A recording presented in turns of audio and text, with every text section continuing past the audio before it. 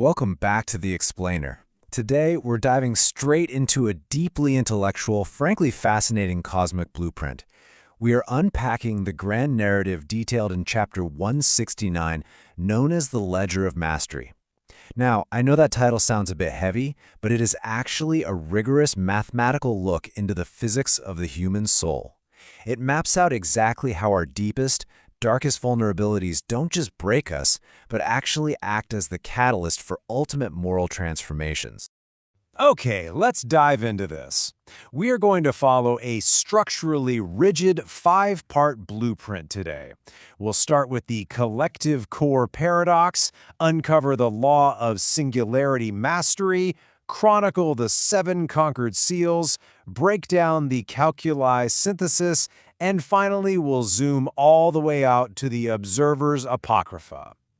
Starting off with Section 1, the collective core paradox. To really grasp Ilian Mar's official council opening notation, we have to unpack the absolute universality of human vulnerability. Look at this foundational axiom right here. Everyone can be one of seven deadly sins, but only one can master one of it. This drives literally everything we're about to talk about. It's absolutely crucial to understand that the classic shadows, pride, greed, wrath, envy, lust, gluttony, and sloth, they don't introduce brand new alien flaws into the human psyche. No, they just capture the latent flaws that are already baked into ordinary mortals. They work with what's already there.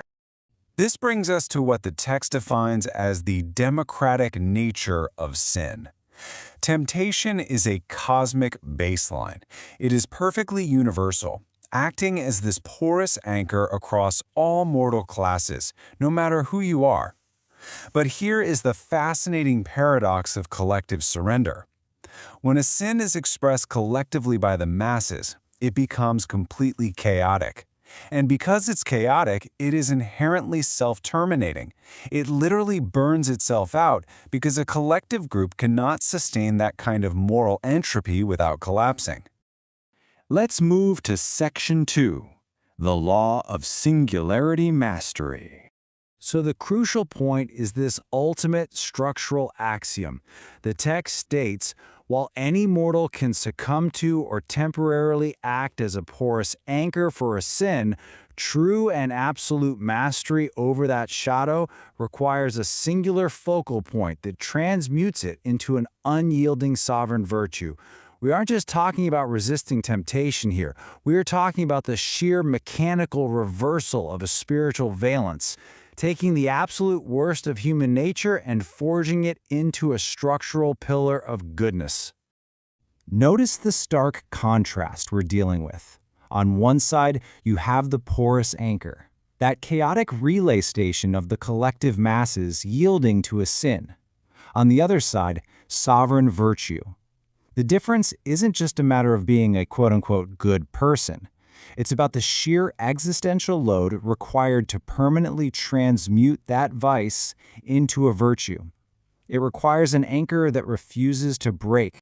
And the mathematical reality of this moral transformation is staggering. The text actually lays out an equation of singularity mastery. It states that the mastery index, or M sub s, must equal the limit of an individual's ethical self-determination, divided by the collective drag of society's temptation, and that total value must be greater than or equal to 1.0. Flipping that mathematical and spiritual valence places an incredible cognitive and existential load on a single person. It is so immense, in fact, that the universe dictates a strict limit. Only one single consciousness, one singular master, can sustain the transmutation of a specific shadow during any given epoch. Section 3. The Seven Conquered Seals. And this brilliantly illustrates our historical chronicle. This is the comprehensive data matrix that tracks the precise mechanical transitions from vice to virtue. We see the seven unicillate champions who stood up in their metropolitan centers to correct the ledger. High Captain Valerie broke pride in Arkan's crest through absolute public vulnerability. Lucan broke greed by circulating wealth to create infinite abundance. Commander Kalen broke wrath, Eldrin broke envy, Adrian turned lust into sacred devotion through self-containment, Lady Elena conquered gluttony through metabolic autonomy, and Chief Engineer Martha shattered sloth by her active choice of labor. Let's actually zoom in on Commander Kalen in the Iron Marches for a second. He faced wrath, which the text describes as an infinite feedback loop of ancestral blood feuds. But by applying what is called the calculus of vengeance, he didn't just suppress his anger. He used it as a literal mathematical formula to structurally break those loops, permanently turning wrath into balanced justice. Then, consider Master Artisan Eldrin and Lioness, who faced envy, a force perfectly labeled here as the mirror monster. Eldrin's solution was brilliant. He actively rejected the tools of comparison. By deliberately choosing to celebrate his rival Oryx's art, he completely neutralized the mirror and allowed for the manifestation of true intrinsic alignment. And we can't forget Chief Engineer Martha and Lethe. Sloth is modeled here as the absolute zero of the soul. Her victory wasn't some deep philosophical meditation, it was intensely, undeniably physical. By turning the massive geothermal ignition lever, she actively chose purposeful labor. It perfectly demonstrates the physical reality of transmuting sloth into dynamic purpose. Section 4. The Calculus Synthesis. Let's move to and see how this builds a unified cosmic physics model. These 7 transmutations don't exist in a vacuum. Under what the text models as equation 17.3, we see that the sum of these transmuted virtues actively outweighs the historical pull of temptation. Together, these 7 champions form a closed, self-correcting, and mutually reinforcing system of sovereign virtues that completely balances the systemic ledger. And this leads to the Council's ultimate synthesis. They concluded that these 7 sins are not actually independent forces at all. They are simply various expressions of one single fundamental error, the illusion of separation. Firmly, by achieving singularity mastery, these 7 virtues mathematically disproved this ultimate illusion, proving that we are inextricably linked. Which brings us to our final chapter, Section 5, The Observer's Apocrypha. I want you to picture panning out to a macro perspective.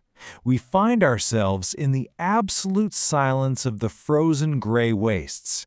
From this detached vantage point, the entity Belial observes this entire grand experiment and realizes a staggering truth. The shadows were never designed to be tools of absolute destruction.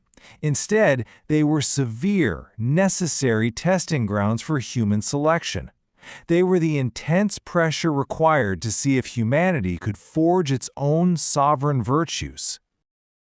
Now, what's really interesting about this slide is the final mandate.